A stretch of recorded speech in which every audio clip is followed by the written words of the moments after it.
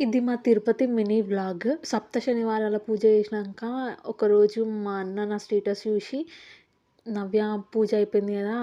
తొలి ఏకాదశి రోజు తిరుపతి ఒర్రి" అని చెప్పిండు. అన్న చెప్పడం మస్తు సింపుల్‌గా, ఈజీగా చెప్పిండు. కానీ తిరుపతి మేము పోతామా అనుకున్నాం. ఇన్‌స్టాగ్రామ్‌లో కొన్ని రీల్స్‌లా ఫస్ట్ మీరు దేవుడిని ఎట్లా చూసిర్రు అంటే, మా డ్యాడీ 2 భుజాల పైన కూసోబెట్టుకొని చూపించిండు అని మస్తు రీల్స్ వైరల్ అయినాయి కదా! గట్ల మాకేం లేవు. ఎందుకంటే మా పేరెంట్సే 2 ఇయర్స్ బ్యాక్ చూసిర్రు. మేమైతే అదొక పెద్ద రిచెస్ట్ టెంపుల్. మేము కళ్ళతోని చూసి మురవడమే అనుకునేటోళ్ళం. మేము తిరుపతి పోయినాం. అది కూడా పెద్దోళ్ళ లెక్క మేము ఫ్రెండ్స్‌తోని పోయినాం. మీరు నమ్ముతారా? నేను పుట్టి ఇంత పెద్దగా అయినా నేను ఇంతవరకు ట్రైన్ ఎక్కలే.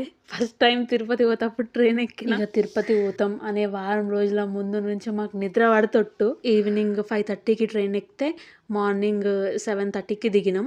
రైల్వే స్టేషన్ నుంచి అలిపిరి మెట్ల దాకా ఆటోకి పోయినాం. ఆడ లగేజ్ కౌంటర్ల లగేజ్లన్నీ సబ్మిట్ చేసి ఇంకా మేము టిఫిన్ చేసి మెట్లెక్కినాం. మనకి ఇంకా మెట్లకి బొట్లు పెట్టుకుంటాం. మనకి ఎక్కింది మనకు మస్తు స్టామినా ఉంది, ఈజీగా ఎక్కేస్తాం అనుకుంటాం కానీ కాదు. మస్తు భక్తి కూడా ఉండాలి. నాకైతే ఫుల్ కాలు గుంజినాయి. నేను 10 మెట్లకు కూర్చున్నా కానీ దివ్యకి ఏ దేవుడు పోనిండో ఏమో ఆమె అస్సలు అలసిపోలేదు. మెట్లు అయిపోయి మేము పైనకి పోయేసరికి ఫుల్ వర్షం స్టార్ట్ అయింది. ఇంకా లగేజ్లు తీసుకొని సిఆర్ఓ ఆఫీస్కి పోయినాం రూమ్ కోసం. లక్కీగా కొంచెం రష్ తక్కువ ఉండి మాకు రూమ్ కూడా దొరికింది. ఇంకా జల్దీ స్నానాలు చేసుకొని దర్శనానికి వెళ్ళిపోయినాం. 6:30 అట్లా అయింది. మేము ఇంటికాడ ఉన్నప్పుడే అనుకున్నాం, దివ్య మనకు ఒక 5 hours అన్న దర్శనానికి టైం పట్టాలి, లేకపోతే మనకు గుర్తుండదు అని. ఆ రోజు అందరికి 2 hours లో దర్శనం అయిపోయింది. మాకు 5 hours పట్టింది. మేము వెంకటేశ్వర స్వామిని ఒక 5-6 seconds చూసినాం. ఆ రోజు లాస్ట్ దర్శనం మాదే. నైట్ 1 అయింది దర్శనం అయ్యేసరికి. ఫోన్స్ తెచ్చుకొని ఫోటోలు దిగి లడ్డూలు అక్కడికి పోయేసరికి లడ్డూలు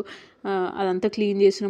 టైం పడుతుంది అని చెప్పి ఇంకా రూమ్కి పోయి వండుకున్నాం. నెక్స్ట్ డే రోజు ఇవన్నీ తిరిగినాం. శ్రీవారి పాదాలు, శిలాతోరణం, ఆకాశగంగా, ఇంకా పాప వినాశనం, కింద ఇస్కాన్ టెంపుల్ చూసినాం. ఇంకా అలివేలు మంగమ్మ పద్మావతి టెంపుల్ చూసినాం. శ్రీకాళహస్తి పోయినాం. అదేందో ఇన్ని తిరిగినాం. ఇవన్నిట్లలో లాస్ట్ దర్శనం మాదే.